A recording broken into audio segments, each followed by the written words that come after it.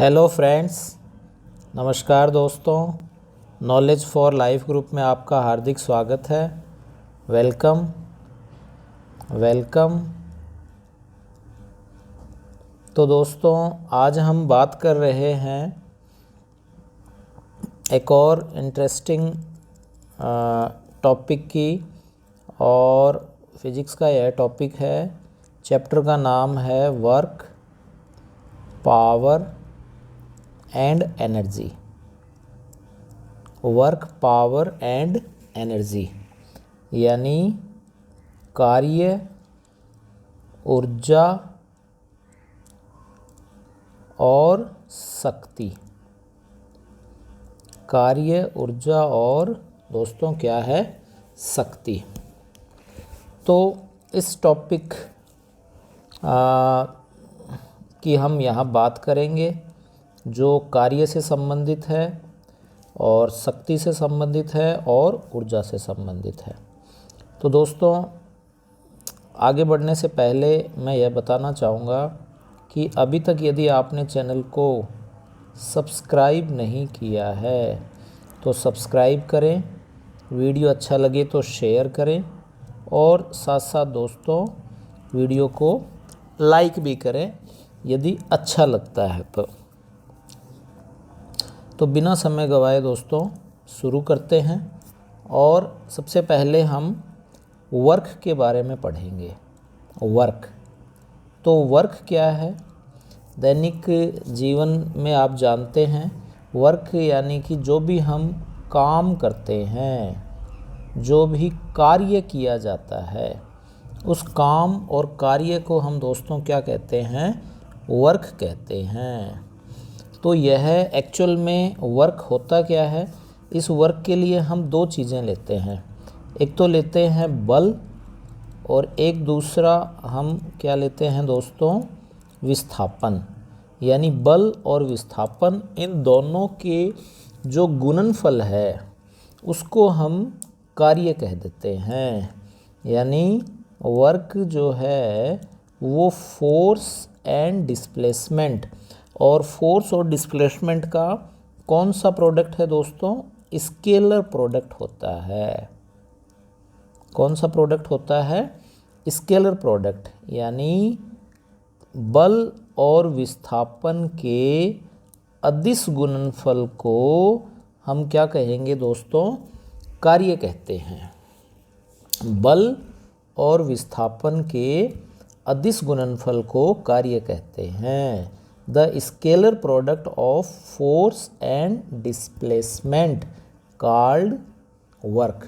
तो दोस्तों नोट्स बनाते जाएं और आगे बढ़ते जाएं। तो ये आप ध्यान रखें। तो यह हो गया बल और विस्थापन का गुणनफल, जिसे हम दोस्तों क्या कह देंगे? कार्य कह देंगे। ठीक है दोस्तों। नेक्स्ट हम बात करें कि आपको वर्क जो है वो पता चल गया। वर्क है दोस्तों फोर्स और डिस्प्लेसमेंट का स्केलर प्रोडक्ट। तो यह अदिश गुणनफल है, इसलिए कार्य कैसी राशि है? अदिश राशि है। यानी आपके कार्य कैसी राशि है? स्केलर क्वांटिटी है। तो दोस्तों बिना जल्दी किए आराम से हम अच्छे से इसको समझने का प्रयास करेंगे। हिंदी और इंग्लिश मीडियम दोनों ही बच्चों को हम यह कवर करेंगे। तो कार्य एक अदिश राशि है, एक स्केलर क्वांटिटी है। ठीक है, ये आपके यहाँ हो जाता है। और इसकी जो दोस्तों यूनिट है वो यूनिट क्या आ जाएगी? न्यूटन इनटू मीटर, या इसे हम क्या कह देते हैं? जूल कह देते हैं। ठीक है। और इसकी जो विमा है, जो डायमेंशन है, वो डायमेंशनल इक्वेशन क्या आ जाएगी? यानी विमीय सूत्र जो है वो आप जानते हो, ml m1 l2 t-2 हो जाती है। m1 l2 3-2। तो ये कुछ साधारण जानकारियाँ हैं इससे कार्य से संबंधित, तो आप इसे नोट करें। नेक्स्ट हम बात करें दोस्तों कि कार्य का जो हमने सूत्र लिखा है, जो अदिश राशि है, we here take the formula of work which is the scalar quantity. तो वर्क हो गया फोर्स इनटू डिस्प्लेसमेंट, यानी F D cos theta, F D cos theta. तो मान लीजिए दोस्तों ये एक प्लेन है और ये एम मास है, ठीक है। ये एक दोस्तों क्या है, एम मास है। तो इस एम मास पर जो डिस्प्लेसमेंट है वो एक्स अक्ष में है और जो फोर्स है वो दोस्तों किधर है, आपके थीटा एंगल पर है, यूँ। तो आप जानते हो जो फोर्स है उस फोर्स का हॉरिजेंटल कंपोनेंट क्या हो जाएगा, यानी इस फोर्स का जो हॉरिजेंटल कंपोनेंट है वो हो जाएगा एफ कोस थीटा। जानते हो ये होता है क्षैतिज घटक, जिसको हम कहते हैं हॉरिजॉन्टल कंपोनेंट, ठीक है। इसको हम कह देते हैं हॉरिजॉन्टल कंपोनेंट। तो इस तरह से यह आपके जो वर्क का फॉर्मूला आ गया वो आ गया F cos theta into D, यानी फोर्स का जो हॉरिजेंटल कंपोनेंट है वो और डिस्प्लेसमेंट के जो मल्टीपल है, कौन सा प्रोडक्ट, स्केलर प्रोडक्ट या मल्टीप्लाई को हम वर्क कह देते हैं। तो ये इसकी एक रियल डेफिनेशन हो गई। या इसका हम दोस्तों अपोजिट भी कर सकते हैं। अपोजिट हम दोस्तों किस तरह से करेंगे, तो ये आपने यहाँ लिख लिया होगा आई थिंक, और मेरे ख्याल से क्लियर हो गया होगा आपको। तो ये दोस्तों यहाँ क्या हो जाएगा, आप देख सकते हो,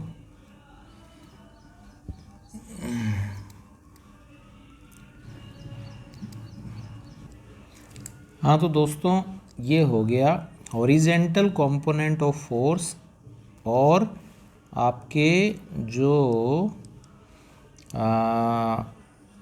ये है डिस्प्लेसमेंट, इसके स्केलर प्रोडक्ट को, इसके गुणनफल को हम कार्य कह देते हैं।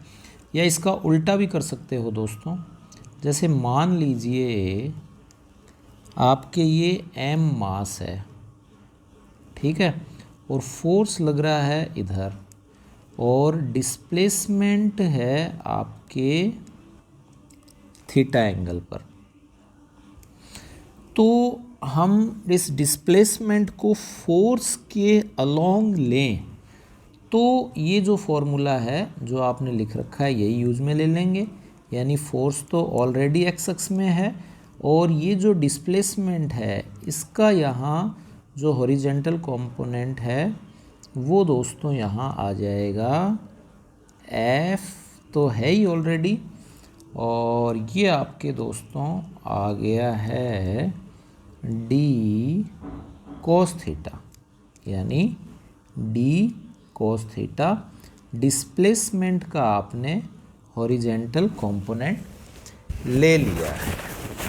तो इस तरह से यह आप दोनों ही तरीक़ों से ले सकते हो, चाहे आप फोर्स का हॉरिजेंटल कंपोनेंट लो या डिस्प्लेसमेंट का हॉरिजेंटल कंपोनेंट लो। तो मेरे ख्याल से बात आपको अच्छे से समझ में आ गई होगी, ठीक है। और ये जो फोर्स है और डिस्प्लेसमेंट है, ये जब हम कॉस थीटा की फॉर्म में लेते हैं तो ये आपके क्या बन जाते हैं, मॉडुलस की फॉर्म में हम ले लेते हैं। ठीक है, तो ये मेरे ख्याल से आपको अच्छे से क्लियर है। नेक्स्ट हम दोस्तों बात करें कि आपने फॉर्मूला लिख दिया W equals to F D cos theta.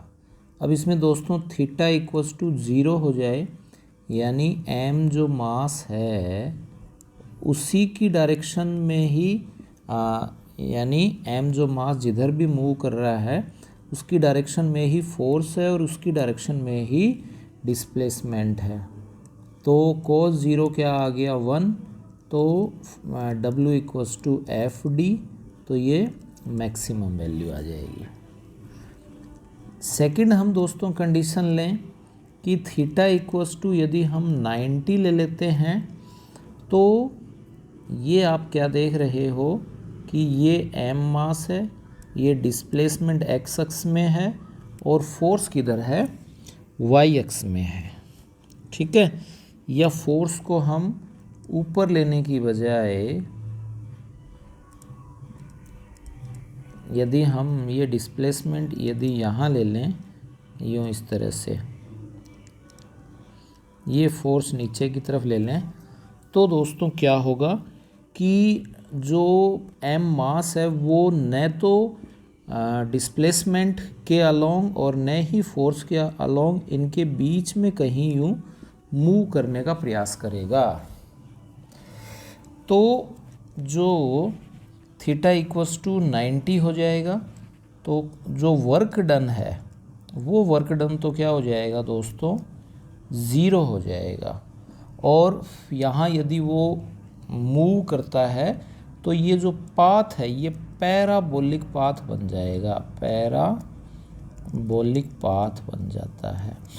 तो कहने का अर्थ ये है, एक इम्पोर्टेंट बात है कि कभी भी कोई भी पार्टिकल मूव करता है ड्यू टू द फोर्स, तो उसका जो पाथ है या तो वो लीनियर होगा या फिर वो कैसा होगा, पैराबोलिक होगा। पैराबोलिक का मतलब परवलयाकार, तो कैसा होगा, परवलयाकार होता है।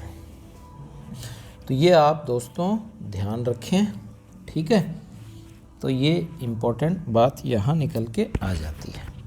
ठीक इसी प्रकार यदि हम नेक्स्ट कंडीशन और ले लें कि W इक्वल्स टू, तो आपको क्लियर है ही, एफ डी कोस थीटा, और थीटा इक्वल्स टू क्या हो गया दोस्तों 180, यानी कोस 180 की जो वैल्यू है वो आपके क्या हो जाएगी,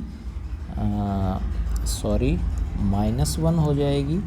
तो W इक्वल्स टू हो जाएगा -f इंटू डी। इसका मतलब क्या है कि ये जो m मास है इस पर फोर्स तो हम इधर लगा रहे हैं, और ये जो m मास है, ठीक है, या ऊपर वाला ही रख लीजिए, ये m मास है, इस पर जो डिस्प्लेस्ड है वो किधर है दोस्तों, दूसरी डायरेक्शन में है, यानी इसमें दोनों एक दूसरे के ऑपोजिट हो जाते हैं, तब ये यहाँ माइनस आ जाएगा। अब इसमें दोस्तों हम एक छोटी सी बात क्लियर करें कि जब वर्क डन जो है वो 0 हो जाता है, कब, थीटा इक्वल्स टू 90 डिग्री के ऊपर। तो ये जो वर्क डन है, ये वर्क डन आप किसके रेस्पेक्ट में ले रहे हैं, है ना, किस फोर्स के रेस्पेक्ट में लेते हैं, ये मायने रखता है। ये आप थोड़ा सा दोस्तों ध्यान रखें कि आप किस फोर्स के रेस्पेक्ट में ये आप लेते हैं। अब जैसे मैं यहाँ बात करूँ कि वर्क इक्वल्स टू 0 है, थीटा इक्वल्स टू 90 है, इसका मतलब क्या हो गया कि जैसे ये सन है और ये जो आपके अर्थ है, ये अर्थ यूँ मूव कर रहा है, ठीक है, तो यहाँ हम जो डिस्प्लेसमेंट है वो अलोंग द टेंजेंट लाइन, स्पर्श रेखा के अनुदिश, और 4 जो है वो सेंट्रीपिटल है, दोनों के दोनों लंबवत हैं, ठीक है, दोनों के दोनों परपेंडिकुलर हैं। तो यहाँ वर्क डन 0 हो जाता है। या मान लीजिए ये इस तरह से कोई कुली है और वो m मास लेके यूँ मूव करता है, डिस्प्लेस्ड करता है, तो ड्यू टू ग्रेविटी भी वर्क डन क्या है। तो ये दोस्तों कुछ इम्पोर्टेंट आपके पॉइंट्स हैं। तो ये भी वर्क डन 0 हो जाएगा। यहाँ यदि हम इसमें कंप्लीट साइकिल ले लेते हैं, कंप्लीट साइकिल ले लेते हैं, यानी पूर्ण चक्र ले लेते हैं, तो जो डिस्प्लेसमेंट है वो क्या हो जाता है, 0 हो जाता है। तब भी वर्क डन 0 हो जाएगा, वो एक अलग कंडीशन है, ठीक है। तो इस तरह से यह भी ध्यान रखें कि ड्यू टू द ग्रेविटी, यानी जो गुरुत्वाकर्षण बल है, गुरुत्वाकर्षण बल, इसके अधीन जो कुली कार्य करता है वह कार्य क्या होगा दोस्तों, 0 होता है, ठीक है। तो इस तरह के जब कभी भी फोर्स और जो डिस्प्लेसमेंट हैं वो दोनों एक दूसरे के परपेंडिकुलर हों, तो वहाँ वर्क जो है वो 0 होगा। तो ये कुली वाला, ये एक कुली का उदाहरण है, ठीक है, और ये एक सर्कुलर पाथ का एग्जाम्पल है, सर्कुलर पाथ का एग्जाम्पल है, ठीक है। ये हम यहाँ ले सकते हैं, मेनली ये एग्जाम्पल अपने आप में इम्पोर्टेंट रहते हैं। तो इस तरह से दोस्तों हमने यह सबसे पहले एक नॉर्मल डेफिनेशन इसकी पढ़ी थी। सेकंड हमने जो स्केलर क्वांटिटी है और इसकी यूनिट है वो पढ़ी। फिर उसके बाद में हमने इसके जो हॉरिजेंटल कंपोनेंट हैं, चाहे वो फोर्स के रेस्पेक्ट में ले लीजिए चाहे डिस्प्लेसमेंट के, एक ही बात है। फिर उसके बाद में दोस्तों हमने यह थीटा इक्वस टू 0 और 90 की 2 कंडीशन ली, फिर 180 की एक सिंपल कंडीशन ली, और फिर 90 से रिलेटेड हमने एक सर्कुलर पाथ में मान लीजिए या एक लीनियर पाथ में भी ले सकते हैं, फोर्स और डिस्प्लेसमेंट एक दूसरे के परपेंडिकुलर हो तो वर्क डन जो है वो 0 होगा, ठीक है। और ये हम कौन से फोर्स ले रहे हैं, ये हम ले रहे हैं आपके, इससे जो प्रीवियस वीडियो है उसमें ये क्लियर किया जा चुका है कि कंजर्वेटिव फोर्स है। यह है कौन सा फोर्स है दोस्तों, कंजर्वेटिव फोर्स, यानी संरक्षी बल के अधीन, संरक्षी बल के अधीन जो किया गया कार्य है वो 0 होगा। संरक्षी बल के अधीन कब, जब थीटा इक्वस टू 90 हो। तो आई होप दोस्तों ये आपको वीडियो अच्छा लगा होगा, और यदि अच्छा लगा है तो इस चैनल को आप सब्सक्राइब करें, ठीक है, और ज़्यादा से ज़्यादा आप शेयर करें। लैब असिस्टेंट के फॉर्म निकले जा चुके हैं, और वीडियो को लाइक करें। Thanks for watching.